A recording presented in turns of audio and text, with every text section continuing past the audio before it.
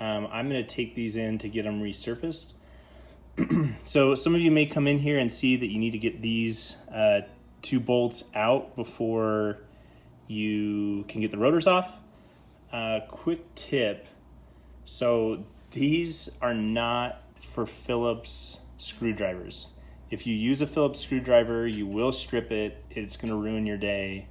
Don't use a Phillips. You want to use one of the JIS screwdriver tips.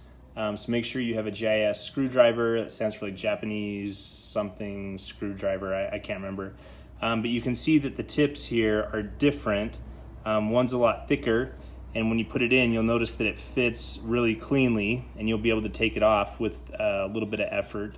And with the Phillips, it looks like it fits in there, and you'd be able to twist it maybe, but with how tight these are, you're just going to end up stripping it. So please don't use a typical Phillips head versus the JIS head.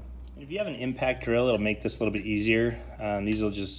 You can just stick the JIS head in there and give it a little spin, and it'll pop right out. That's the easiest way.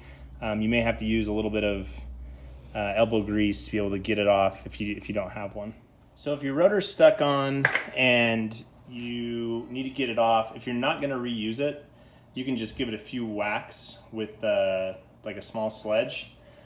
Because I want to reuse this, I'm going to make sure to hit it on the back here with a wood block, just so it distributes the force and it doesn't put any dents. You don't want to have any dents in your rotor.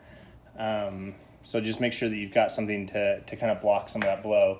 You may even try a rubber mallet if you've got one of those, but that may not do the job completely.